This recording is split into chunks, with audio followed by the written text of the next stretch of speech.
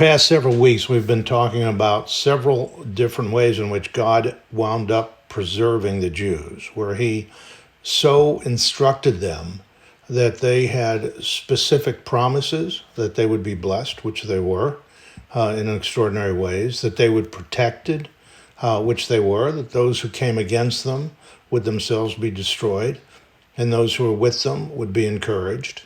And we looked at a variety of different things. Today I wanted to take a look at how the lifestyle that God instructed the Jews to keep was central to their being preserved as a people.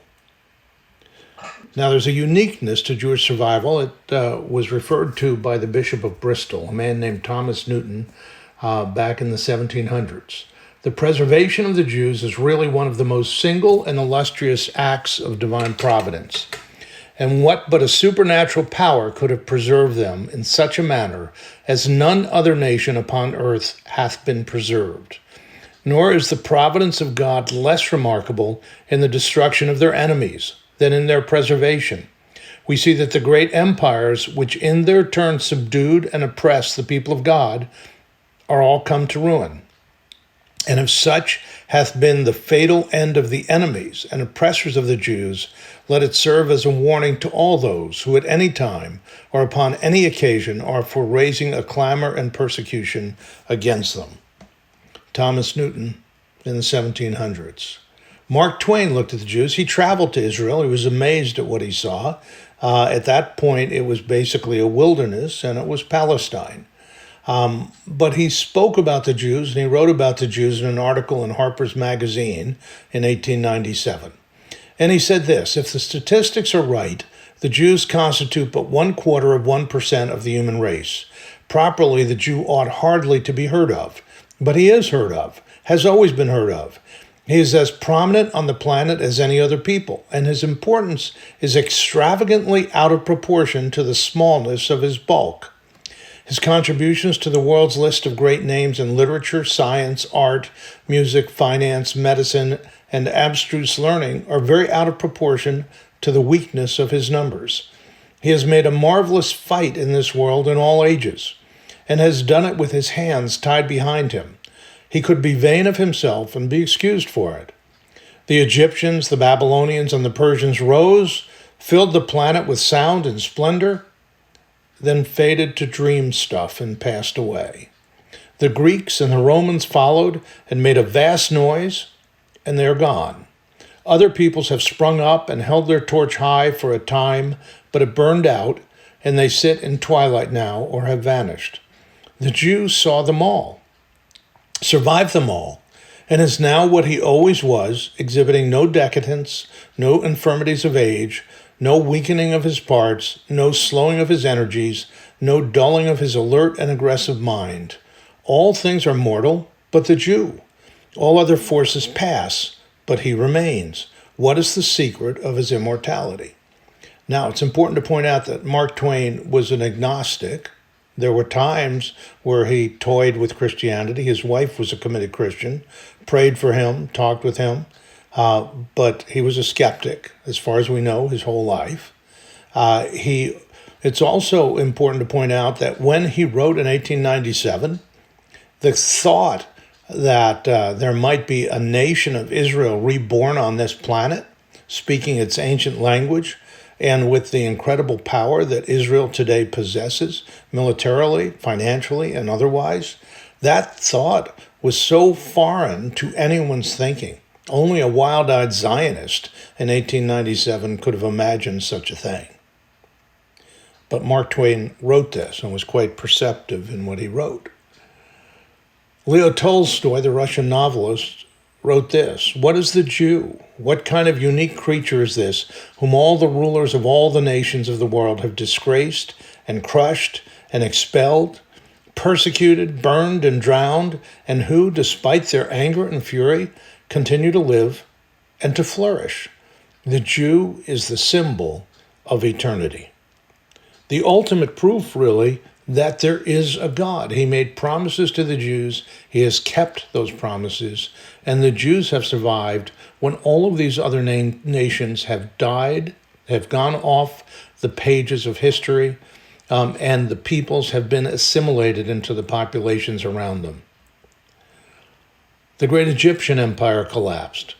Rabbi Dov Greenberg suggested this possible scenario. Imagine we could travel back in time and say to the great Pharaoh of Moses' time, there's good news and bad news. The good news is that one of the nations alive today will survive and change the moral landscape of the world. The bad news, it won't be yours. It will be that group of Hebrew slaves out there building your glorious temples, the children of Israel. Nothing would sound more outrageous. The Egypt of Pharaoh's time was the greatest empire of the ancient world, brilliant in arts and sciences, formidable in war. The Israelites were a landless people, powerless slaves. Indeed, already in antiquity, those in power believed that the Israelites were on the verge of extinction. It is absolutely amazing that there is a single Jew that you might meet today who could identify as a Jew, and yet there is an entire nation. Now, Rome, of course, collapsed. And it's interesting to say, why did Rome collapse, and how could Rome collapse and the Jews survive? Edward Gibbon, back in 1776, released his tome, The Decline and Fall of the Roman Empire. And when you go through it, what you see is that there are a grouping of items that resulted in the collapse of the Roman Empire. First, the undermining of the dignity and sanctity of marriage and the home, which is the basis of human society. Secondly, higher and higher taxes and the spending of public money for free bread and circuses for the populace. Now, Gibbon wrote in 1776. He didn't write last week. The mad craze for pleasure, sports becoming every year more exciting, more brutal, more immoral. 4, endless wars and the depleting of the treasury when the great enemy was actually within, the decay of individual responsibility. 5, the decay of religion and civic virtue, fading into a mere form, losing touch with life, losing power to guide the people. And all of this led to depopulation and then ultimately the inability to fend off the invasions by the Goths and other barbarians. So first, let's look at these and look at it mapped against the Jews. The undermining of the dignity and sanctity of marriage and the home, the basis of human society. God instructed the Jews on the importance of the family. He said, each of you must respect your mother and father, and you must observe my Sabbaths. I am the Lord your God. And of course, in his commandments, he said, honor your father and your mother. The first commandment, actually, that will lead to the extension of your life. But when you're dealing with a nation, extending people's lives is ultimately extending the life of the nation.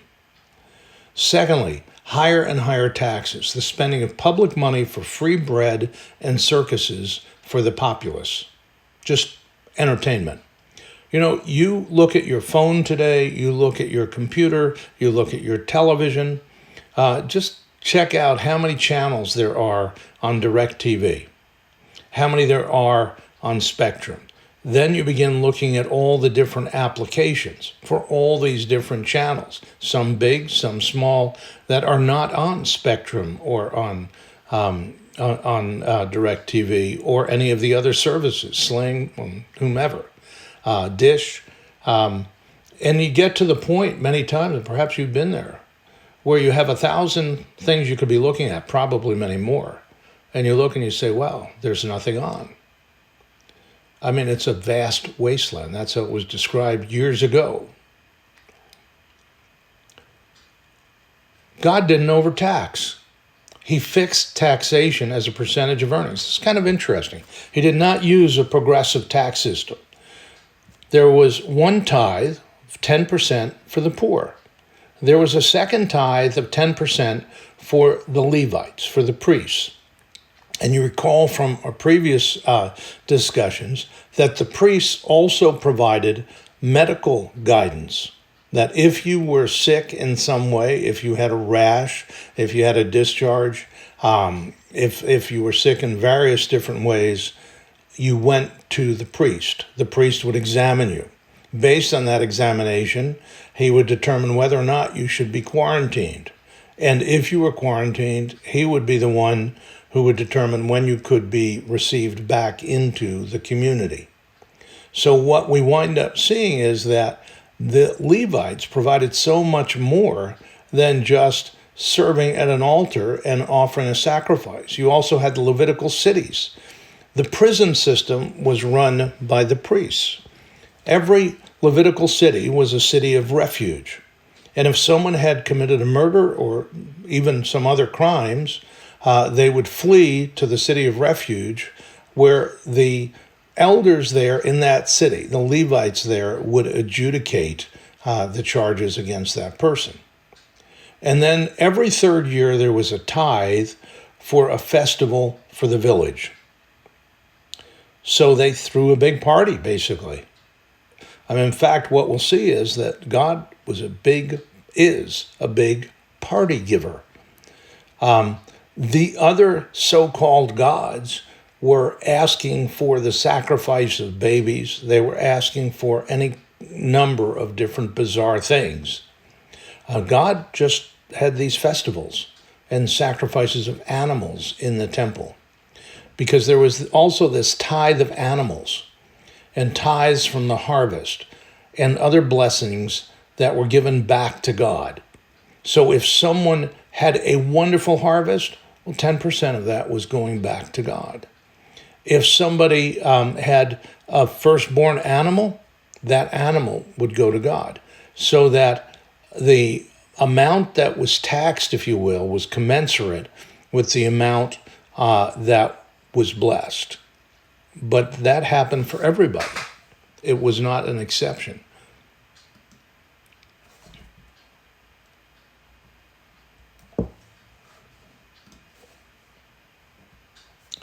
Work was honored and individual responsibility was assumed. There's an old Jewish maxim, goes back millennia. He who does not teach his son a trade teaches him to steal. And so it was that Jesus was a carpenter. His father was a carpenter. Paul was a tent maker. Paul said, he who does not work does not eat. Another old Jewish maxim repeated by Paul in the New Testament. But work was honored. The presumption was everybody would work. The poor were cared for by the community, not by the government. When you reap the harvest of your land, we read in Leviticus 19:9, do not reap to the very edges of your field or gather the gleanings of your harvest. Do not go over your vineyard a second time or pick up the grapes that have fallen. Leave them for the poor and the foreigner. I am the Lord your God. So you see this emphasis constantly on caring for others, caring for the community as an individual responsibility, not donate to the synagogue so the synagogue can dispense money to the poor, not give it to the government so the government can dispense money to the poor. But these are my neighbors who are gleaning my fields, and there are people around us who have needs. And we are called to provide what we have to the degree that we can to those who are around us who have needs. Poverty amongst the Jews could not be inherited. At the end of every 7 years, you need to cancel debts. You must cancel debts, we read. This is how it is to be done. Every creditor shall cancel any loan they have made to a fellow Israelite. They shall not require payment from anyone among their own people, because the Lord's time for canceling debts has been proclaimed. You may require payment from a foreigner, but you must cancel any debt your fellow Israelite owes you. However, there need be no poor people among you. And actually, better translation is, there will be no poor people among you, but reasonable that it is conditional here. Poverty is conditional on whether or not you choose to forgive debts. Poverty is conditional on whether or not you choose to let them glean your fields. Poverty is conditional on whether or not you give 10% to the poor. However, there need be no poor people among you, for in the land the Lord your God is giving you to possess as your inheritance. He will richly bless you if only you fully obey the Lord your God and are careful to follow all these commands I'm giving you today. We read in the Old Testament that a gift to the poor is a loan to God. It is the idea that ultimately God is the one who controls and owns and has all of the money. It's his. And if we give him something, he says he will repay, and then multiple times over. 3, the mad craze for pleasure. Sports becoming every year more exciting, more brutal, more immoral. And of course, you remember they got to the point where the gladiatorial games were the center of life for so many in Rome. And they were brutal. In a great many cases, it ended in the death of one or both of the gladiators. In some cases, it was teams of gladiators, sometimes fighting wild animals, sometimes fighting themselves. And that was entertainment. Well, we see gradually our entertainment getting more and more brutal. You see it in the movies. Compare a movie that you might see on Netflix or Amazon Prime or at a movie theater today and the brutality within it to something in the 1940s or 50s. Compare so much of what you see today in terms of the brutality. Look at sports. We've moved on to MMA and UFC and so on. Pleasure for the Jews was not in the sports, it was in the festivals, not in the various distractions. The Lord said to Moses, "Speak to the Israelites and say to them, these are my appointed festivals, the appointed festivals of the Lord, which you are to proclaim as sacred assemblies." In other words, what they were saying was fun, gathered as a family and groups of family, partying, eating, and so on. These are things that are gifts from God, but they are required. The Sabbath. So in an agrarian society, to take a day off was a pretty big thing, and a pretty big risk. And here God is saying, okay, take 1 out of 7, 1 day a week, don't work.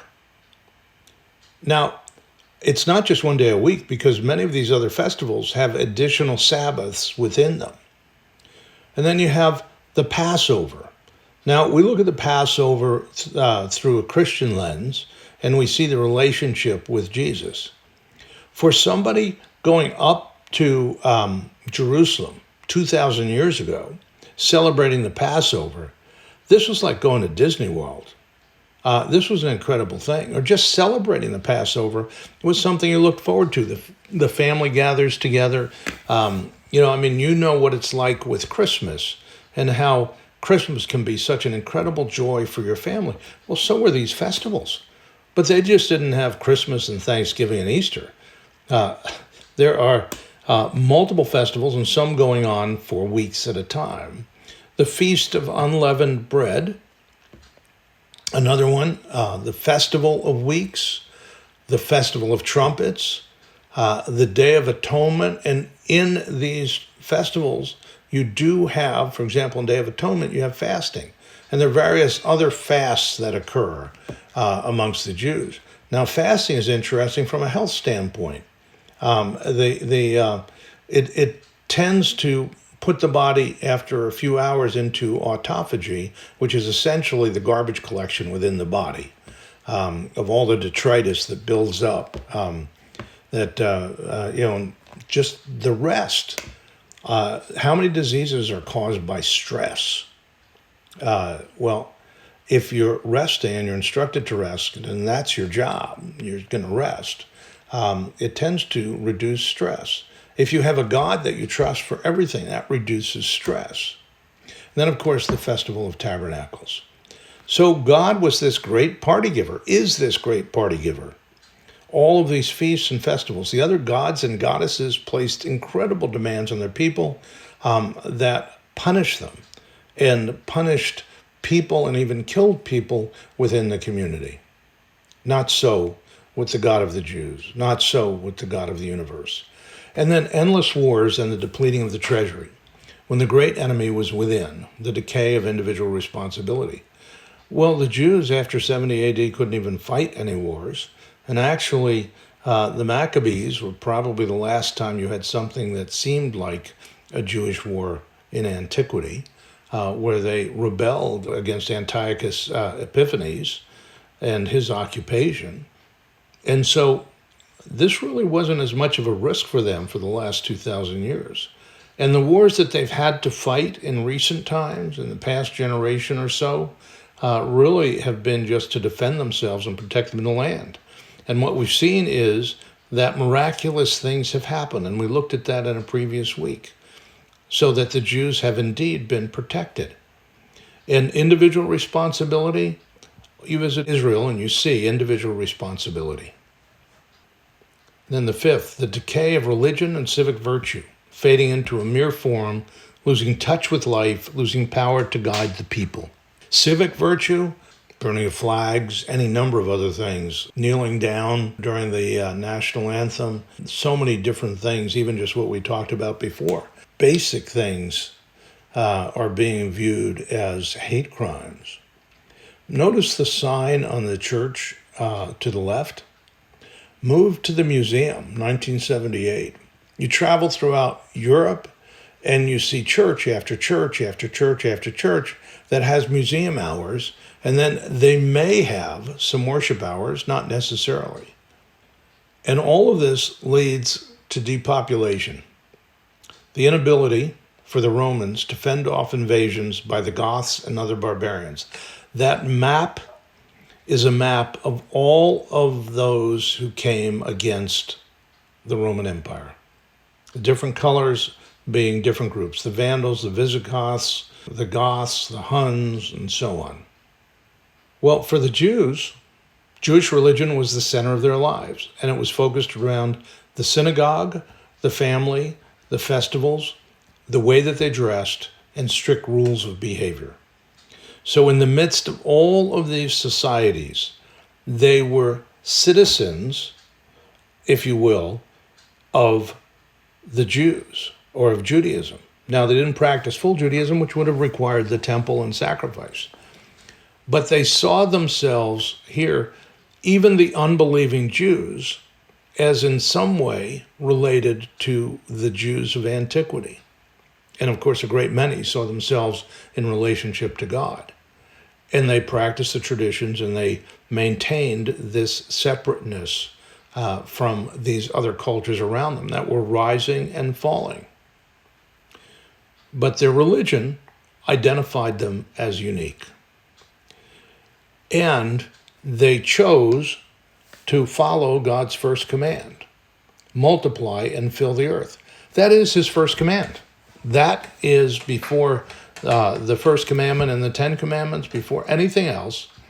He says in Genesis chapter 1, very first chapter of the Bible, so God created man in his own image. In the image of God he created them. Male and female he created them. God blessed them and said to them, be fruitful and increase in number. Fill the earth and subdue it.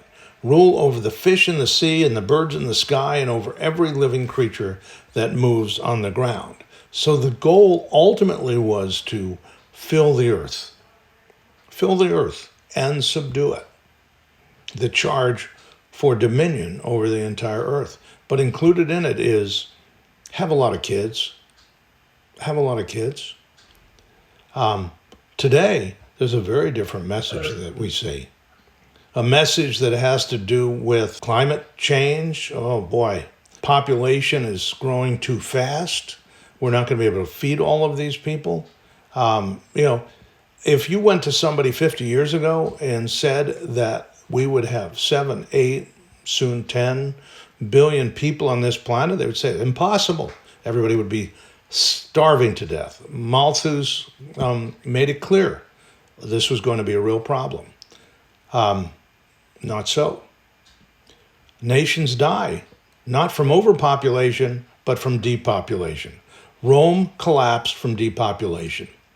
Europe is collapsing. It is becoming Muslim through the depopulation of Europeans. Look at some of these statistics. Islamic birth rates from different Islamic countries. Afghanistan, 6.69. Yemen, 6.68. Somalia, 6.76. Mali, 7.42. All Muslim countries. Look at the European birth rates. Spain, 1.1. Germany, 1.3. Austria, 1.3. Italy, 1.2. Do you know that there are today more Muslims in France than there are Catholics? Everything is changing in Europe. But America, we're starting to see the same issue. The American birth rate in USA was 2.1 in 2019. Canada, 1.5. This is from America Alone, a book by Mark Twain that just charts out these demographics. Well, what happens when the population shrinks? There are a few effects. They begin to pay others to fight their wars. They depend on other nations to intervene. They can only fight a war if there is an alliance. They may hire mercenaries. Then there is the economic cost to our immorality.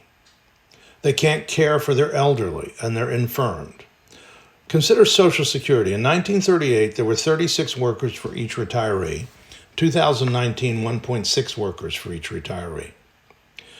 Consider the impact of divorce, the increased expenses, 2 houses per family instead of 1, and so on, and all of the other complexities. Sometimes it's the only solution, or it's the best of a series of bad solutions, but the impact on the number of children and the likelihood that those children will have children winds up being significant.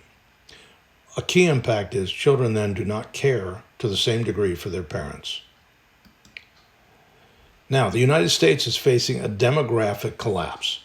U.S. birth rates during December 2020, January 2021 were unusually low, according to the Census Bureau, the U.S. Census Bureau, that is, when compared to the year before and the months following. There were 285,000 plus births in December 2020, which was 7.66% fewer than in December 2019. And that gets the birth rate annualized to 1.86, not a replacement level birth rate. The Bureau notes that, quote, not all of the decrease in births should necessarily be attributed to the pandemic. The number of U.S. births has been declining every year since 2008, with the exception of 2014. But the decline was much steeper in 2020 than in the years before. The average number of daily births was 4.06% lower than in 2019. By the way, I'll point out to you that the birth rate is only in that range of 2 because Hispanics, first-generation Hispanics, are having a significantly higher birth rate than anyone who has been in this country previously. Many believe that the vaccine is indeed having a very negative effect on fertility rates and fertility rates going forward. You can see the chart for the baby boom that happened back after the war right there, and then what happened with Gen X, Gen Y, and now take a look what is happening now in America. So this is from 2007 to 2018. In that time, actually since 1973, not just in that time, there's 61.8 million abortions since 73. But the birth rates have dropped in the United States year over year for 30 years, with the exception of 2014.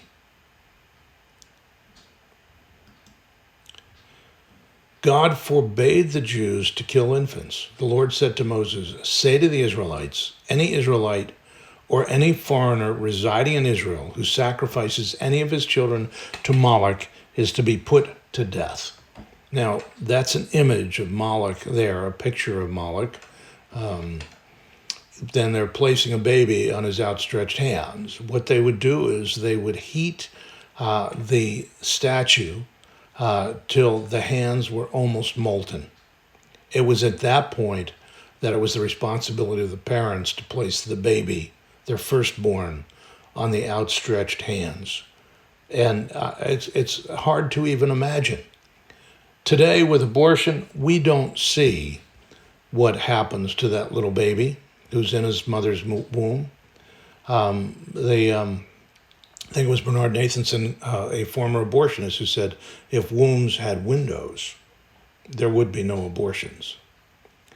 The members of the community are to stone anyone who sacrifices his child in this way. I myself, God says, will set my face against him and will cut him off from his people. For by sacrificing his children to Moloch, he has defiled my sanctuary and profaned my holy name. If the members of the community close their eyes when that man sacrifices one of his children to Moloch, and if they fail to put him to death, I myself will set my face against him and his family and will cut them off from their people together with all who follow him in prostituting themselves to Moloch. I believe that abortion is the modern equivalent of sacrificing to Moloch, not for religious reasons, but for personal reasons. And there are any number of challenges and difficulties, and many people, it's in ignorance.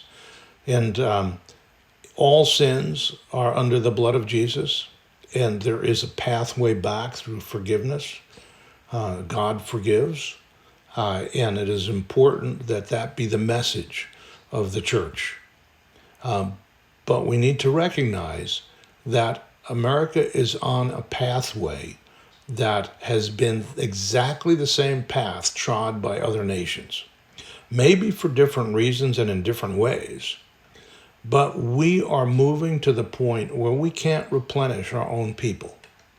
Others are moving in to take their place to do the jobs that need to be done and so on.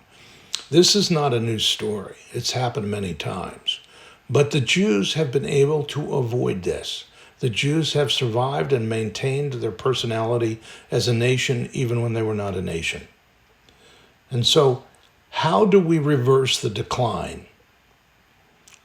Here it is, Leviticus 20, verse 22. In the same way that the Jews did, keep all my decrees and laws and follow them, so that the land where I am bringing you to live may not vomit you out. You must not live according to the customs of the nations I am going to drive out before you, because they did all these things. I abhorred them. But I said to you, you will possess their land. I will give it to you as an inheritance, a land flowing with milk and honey. I am the Lord your God, who has set you apart from the nations. There are only two countries in the history of the world that were started dedicated to the God of the Bible, and that is Israel and the United States of America. As either moves away from God, then at that point, God then moves away from them. And so we need to earnestly beseech God. I believe the things that we're seeing, the things that are going on right now, the challenges, the censorship, all of the things that are occurring that are moving in the direction of persecuting followers of Jesus and the Jews really will ultimately result in a worldwide awakening. It is my hope and my prayer. But ultimately our instructions come from Scripture, and whether or not God sends us that great moving of His Spirit or not, we need to draw as close to Him as we possibly can and live accordingly. I believe that the Jews are the clear indication that there is a God, that He gets involved in the affairs of men, and that ultimately He is involved in our daily affairs as well. My prayer is that this message will ultimately be a blessing to you.